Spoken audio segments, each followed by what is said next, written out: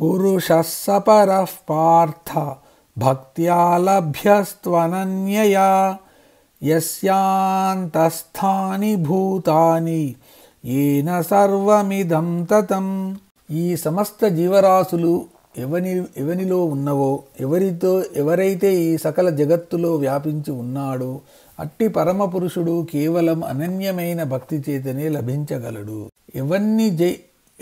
ఎవ్వనిచే జయించు జగము ఎవ్వని లోపల నుండు లీనమై ఎవ్వని యందు నిందు అని గజేంద్ర మోక్షంలో ఒక పద్యం ఉంది. అందులో ఎవ్వని లోపల నుండు లీనమై అంటే ఈ అనంత విశ్వం అంతా ఆ పరమాత్మలో లీనమై ఉంది. అంటే ఈ సృష్టికి ఆధారము పరమాత్మ. అటువంటి పరమాత్మను పొందడానికి మార్గము ఒకటి ఉంది, అదే భక్తి మార్గము. ఆ పరమపురుషుడిని కేవలం భక్తి చేతనే పొందగలడు, కానీ ఇతరత్రా కాదు. ఆ భక్తి ఎటువంటిది అంటే అనన్యయ అంటే సాటి లేని భక్తి, సామాన్య భక్తి కాదు. పూర్తిగా శరణాగతి పొందాలి. నీవే తప్ప నితః పరం బెరుగా అనే స్థితికి రావాలి. ప్రస్తుతం మనం భగవంతుని మీద చూపే భక్తి దీనితో పోలిస్తే అసలు భక్తి కాదు. మనది కోరికలతో కూడిన భక్తి. నా కోరిక తీరిస్తే నీకు మొక్కు తీరుస్తా అంటూ పరమాత్మతో బేరాలాడే భక్తి. మన కోరిక తీరకపోతే మరొక దేవుడి దగ్గరికి పోయే భక్తి.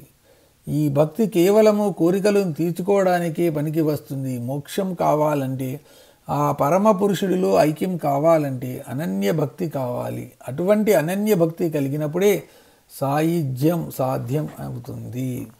యత్ర కాలే త్వనావృత్తిం ఆవృత్తిం చైవ యోగినః ప్రయాతా యాంతి తం కాలం వక్ష్యామి భరతర్షభ. ఓ భరతర్షభ, ఏ కాలంలో ఈ దేహము విడిచిపెట్టిన యోగులు తిరిగి జన్మ ఎత్తరో, ఏ కాలంలో ఈ దేహమును విడిచిపెట్టిన యోగులు తిరిగి జన్మను పొందుతారో ఆయా కాలముల గురించి నీకు వివరిస్తాను. ఏ పని చేయాలన్నా అంటే వివాహము, ఉపనయనము, నూతన గృహప్రవేశము, ఏదైనా శుభకార్యము చేయాలన్నా మంచి ముహూర్తం కోసం చూస్తాము. ఆ ముహూర్త కాలం అంటే 48 నిమిషాల కాలంలోనే ఆ పని పూర్తి చేస్తాము. మంచి ముహూర్తం కోసము నిరీక్షిస్తాము. కానీ జనన మరణములు మన చేతిలో లేవు. జనన మరణాలకు మనం ముహూర్తాలు నిర్ణయించలేము. కానీ కొంతమంది ప్రబుద్ధులు మంచి ముహూర్తం చూసి ఆపరేషన్లు చేసి ప్రసవాలు జరిపిస్తున్నారు. ఇది విపరీత ధోరణి. జననము సహజంగా జరగాలి. మాతృగర్భం నుండి సహజంగా బయటకు వచ్చిన వారికే ముహూర్తాలు వర్తిస్తాయి, కానీ ముహూర్తం పెట్టి ప్రసవం జరిపించిన వారికి కాదు. జననాలకు అయితే ముహూర్తాలు పెట్టిస్తున్నారు, కానీ మరణాలు ఎవరి చేతిలోనూ లేవు. మరణాలకు కూడా ముహూర్తాలు పెట్టి మరణించే ప్రక్రియ ఇంకా రాలేదు. భవిష్యత్తులో వస్తుంది ఏమో తెలియదు. మన పురాణాలలో యోగులు తమ ఇష్టం వచ్చినప్పుడు యోగ మార్గం ద్వారా ఈ శరీరాన్ని విడిచిపెట్టే వారిని తెలుసుకున్నాము. దానికి భీష్ముడే ఉదాహరణ. ఆయనకు స్వచ్ఛంద మరణం అనే వరం ఉంది. ఈ స్వచ్ఛంద మరణం అందరికీ సాధ్యం కాదు. అందుకని ఏ కాలంలో ఏ దేహాన్ని విడిచిపెడితే తిరిగి పునర్జన్మ ఉండదో, ఏ కాలాలలో ఆ దేహాన్ని విడిచిపెడితే తిరిగి పునర్జన్మ ఉంటుందో ఆ కాలాల గురించి తర్వాతి శ్లోకాలలో వివరిస్తున్నాడు అర్జునుడు.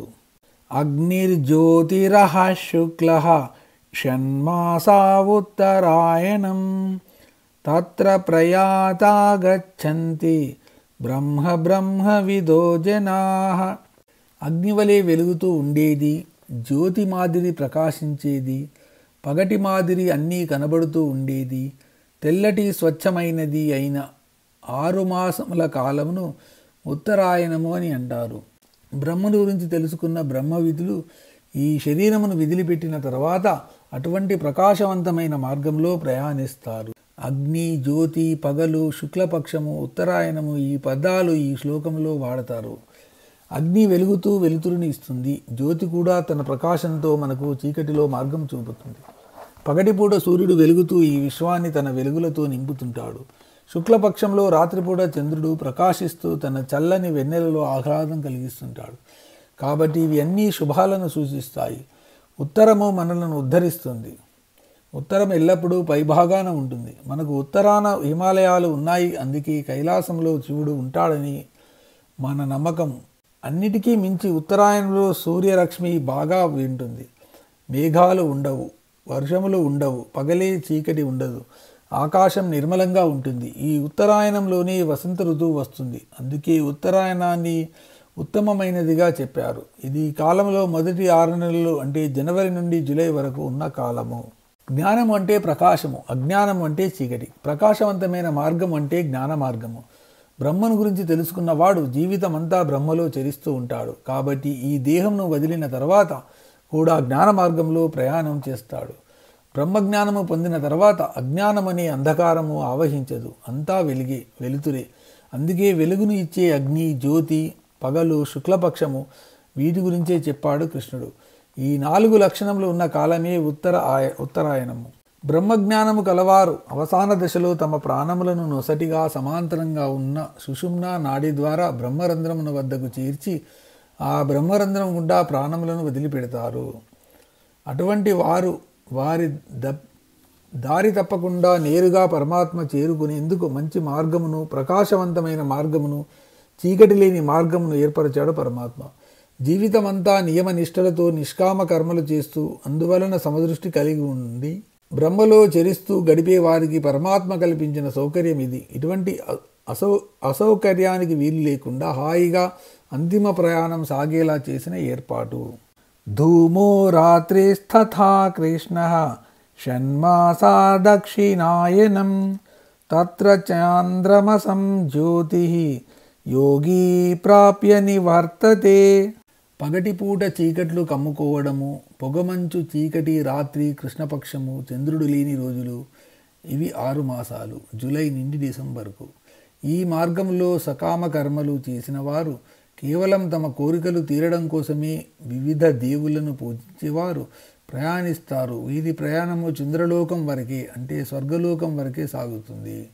అక్కడ వారి వారి పూజలకు తగిన ఫలములు అనుభవించి తిరిగి పునర్జన్మలను పొందుతుంటారు. ఇంకా ధూమము అంటే పొగ, రాత్రి అంటే చీకటి, కృష్ణపక్షము అంటే చీకటి రాత్రులు, దక్షిణాయనము అంటే జూలై నుండి డిసెంబర్ వరకు ఉంటే వర్షాకాలము, చలికాలము. అంటే ఈ కాలంలో పగలు తక్కువ, రాత్రి ఎక్కువ.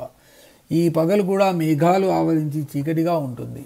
పొగమంచుతో బారెడు పొద్దెక్కినా ఎదురుగా ఉన్న మనుషులు కనబడరు, అంతా అంధకారమయంగా ఉంటుంది.